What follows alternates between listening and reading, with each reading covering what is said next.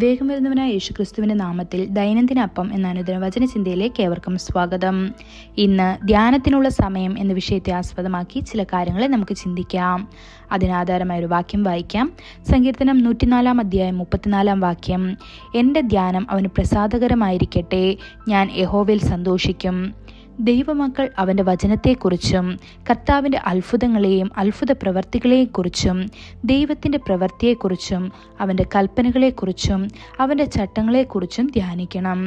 ഇത് യോശുവ 1 അധ്യായം 8 വാക്യത്തിലും 1 ദിനവൃത്താന്തം 16 അധ്യായം 9 വാക്യത്തിലും ഇയ്യോബ് 37 അധ്യായം 14 വാക്യത്തിലും സങ്കീർത്തനം 119 അധ്യായം 15 വാക്യത്തിലും സങ്കീർത്തനം 119 അധ്യായം 23 വാക്യത്തിലും കാണപ്പെടുന്നു.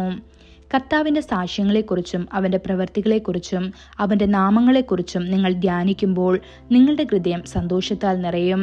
ക്രിസ്തീയ ജീവിതത്തിൽ ബൈബിൾ വായിക്കാനും പ്രാർത്ഥിക്കാനും ദിവസത്തിലെ ഏറ്റവും നല്ല സമയം പ്രഭാതമാണ്.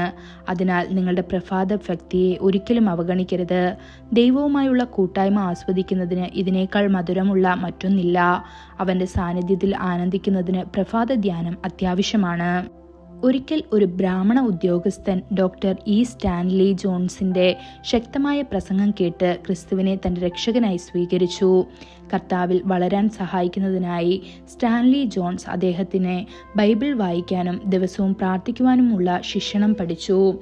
തൽഫലമായി മനോഹരമായ ദൈവിക ഗുണങ്ങളും ക്രിസ്തു സമാനമായ സ്വഭാവങ്ങളും അദ്ദേഹത്തിൽ രൂപപ്പെടാൻ തുടങ്ങി. കാലക്രമേണ അദ്ദേഹം റെയിൽവേയിൽ ഉയർന്ന സ്ഥാനത്തേക്ക് ഉയർത്തപ്പെട്ടു. വളരെ വിനയത്തോടെ അദ്ദേഹം ഒരിക്കൽ ഒരു സെക്രട്ടറിയോട് പറഞ്ഞു, ഞാനൊരു ക്രിസ്ത്യാനിയാണ്. അറിഞ്ഞോ അറിയാതെയോ ഞാൻ എന്തെങ്കിലും തെറ്റ് ചെയ്താൽ ദയവായി അത് എന്നെ തിരുത്താൻ എന്നെ തന്നെ ചൂണ്ടിക്കാണിക്കുക. ഒരു ദിവസം അദ്ദേഹത്തിൻ്റെ ഓഫീസിലെ ഒരു ഗുമസ്തൻ പറഞ്ഞു, സാർ, ഞാൻ ഒരിക്കലും നിങ്ങളിൽ ഒരു തെറ്റോ കുറവോ കണ്ടെത്തിയില്ല.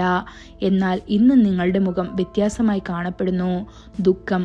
ഇന്ന് രാവിലെ നിങ്ങളുടെ ശാന്തമായ സമയം നിങ്ങൾ നഷ്ടപ്പെടുത്തിയതായിരിക്കുമോ? ബ്രാഹ്മണ ഉദ്യോഗസ്ഥന് ആഴത്തിൽ കുറ്റബോധം തോന്നി.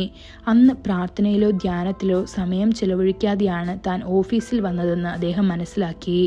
അദ്ദേഹം അത് സമ്മതിക്കുകയും സ്വയം തിരുത്തുകയും ചെയ്തു. പ്രൊട്ടസ്റ്റന്റ് സഭ സ്ഥാപിച്ച മാർട്ടിൻ ലൂതർ തൻ്റെ പ്രഭാത ഭക്തിയെ തടസ്സപ്പെടുത്താൻ യാതൊന്നും അനുവദിച്ചില്ല.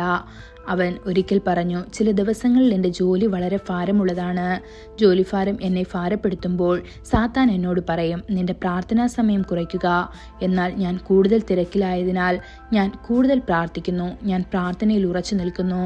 ദൈവത്തിൻ്റെ പ്രിയ മക്കളെ, കർത്താവിൻ്റെ സന്നിധിയിൽ കാത്തിരിക്കുന്ന സമയം അവൻ്റെ ശക്തിയും നിങ്ങൾക്ക് ലഭിക്കുന്ന സമയമാണ്. അതിനാൽ നിങ്ങളുടെ പ്രാർത്ഥനാ സമയങ്ങൾ വർദ്ധിപ്പിക്കുക. പ്രാർത്ഥനയിൽ നിങ്ങളുടെ ധ്യാന സമയങ്ങൾ വർദ്ധിപ്പിക്കുക. അതിനായി ദൈവം നമ്മെ ഓരോരുത്തരെയും സഹായിക്കുമാറാകട്ടെ. കൂടുതൽ ധ്യാനത്തിനുള്ള വാക്യം യോശുവ 1 അധ്യായം 8 വാക്യം. ഈ ന്യായപ്രമാണ പുസ്തകത്തിലുള്ളത് നിന്റെ വായിൽ നിന്ന് നീങ്ങിപ്പോകരുത്. അതിൽ എഴുതിയിരിക്കുന്നത് പോലെയൊക്കെയും പ്രമാണിച്ച് നടക്കേണ്ടതിന് നീ രാവും പകലും അത് ധ്യാനിച്ചു കൊണ്ടേയിരിക്കണം.